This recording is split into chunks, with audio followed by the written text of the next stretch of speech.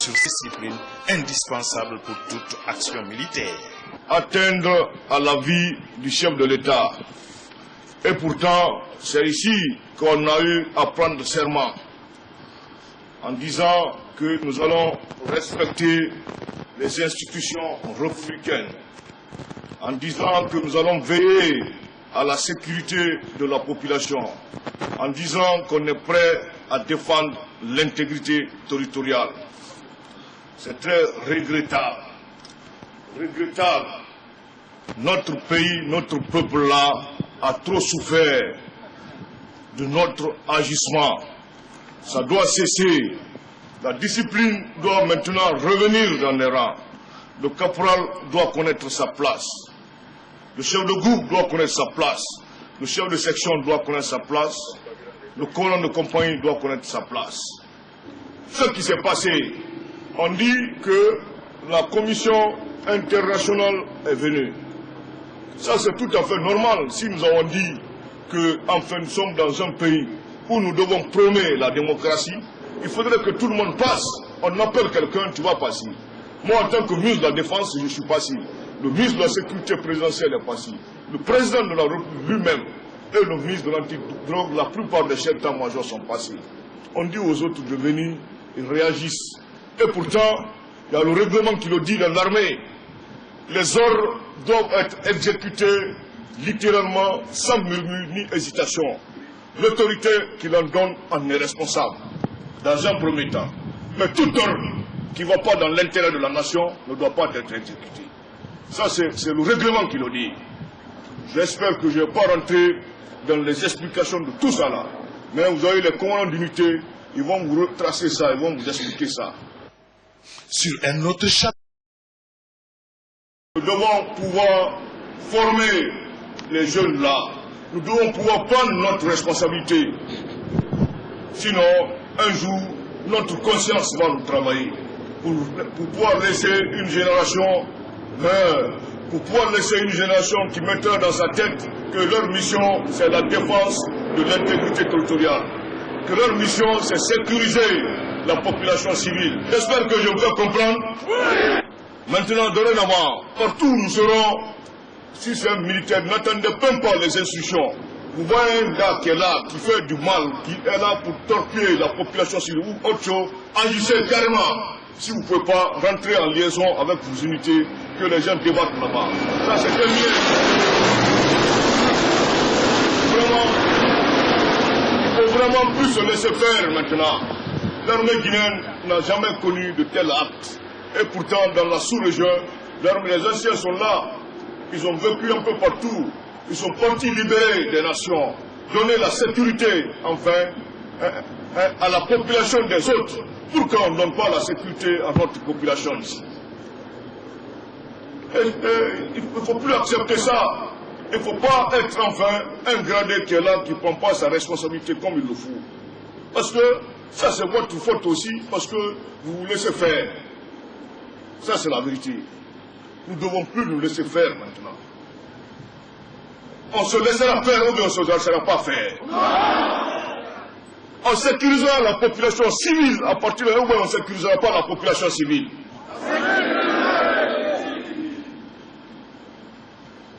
Je sais, on vous félicite, on vous encourage. Et on a dit aussi, partout maintenant où les gens vont agir, pour faire autre chose, mon frère, on viendra, on dégagera la population civile, même s'il faut détruire cette position, on le fera. L'aviation, vous avez déjà ces instructions-là, non? Ah bon. Donc, ça, il ne faut même plus en faire rater ça maintenant, ça c'est clair. Voilà. Parce qu'on ne peut pas continuer comme ça. Une armée républicaine, l'armée guinéenne, durant des années, n'a jamais connu ça. L'armée guinéenne a été toujours fidèle. L'armée guinéenne a respecté les institutions républicaines. L'armée guinéenne a défendu l'intégrité territoriale. Nous ne devons plus continuer maintenant. Donc notre mot d'ordre doit être, c'est la sécurisation de cette population-là qui a tant souffert de notre agissement. Nous devons éviter ça maintenant. Le chef de Sékou Bakté a prodigué des conseils utiles dans le cadre de ces patrouilles qui ne seront pas isolées en cas d'alerte. Vous les gendarmes, vous avez la sécurité, vous devez sécuriser la ville, sécuriser les opérateurs économiques, sécuriser les commerçants, sécuriser le peuple de Guinée. Parce que vous avez double mission. Votre première mission, quand le pays est envahi, vous mettez au compte de l'armée pour lutter, défendre l'intégrité territoriale. Votre deuxième mission, c'est assurer la sécurité dans la cité, la paix, que le citoyen guinéen qui est là, qui se sente vraiment qu'il est chez lui. Partez à l'extérieur aujourd'hui. Vous allez rencontrer plein de Guinéens qui sont là-bas. Parce que leur sécurité n'est pas assurée. C'est ça. Ils vivent dans l'insécurité totale. Et pourtant, nous avons mis le peu que nous avons mis ces équipements-là à la disposition de la gendarmerie. Vous devez pouvoir prendre votre responsabilité. Voyez un peu ce qui se passe. Si la ville n'est pas sécurisée, si la Guinée n'est pas sécurisée, à l'intérieur de la Guinée, ça incombe à la gendarmerie. Prenez votre responsabilité. Nous avons vu les escadrons mobiles, des hommes opérationnels qui étaient dans ces escadrons-là. Le chef d'état-major doit revoir ça et voir le commandement pour que nous mettons les équipements à votre disposition pour vous permettre d'être plus opérationnels. Et les intéressés qui ont eu à faire ça c'est une honte. Jusqu'à présent, ils ne sont pas retrouvés. Donc, où est la place de la gendarmerie? Réellement. La place de la gendarmerie, monsieur le chef d'état-major. Ça, c'est autre chose. Hein. Remontez votre efficacité. Parce que c'est vous qui avez la sécurité de la cité, la sécurité de la population civile, la sécurité des opérateurs économiques, la sécurité des étrangers. Les malfrats seront traqués, oui ou non? Oui! Est-ce que les malfrats seront traqués? Oui! Dans un peuple guinéen, il faudrait que les malfrats soient traqués, oui ou non? Oui! Les devoirs, mon général. Déjà, j'ai l'assurance.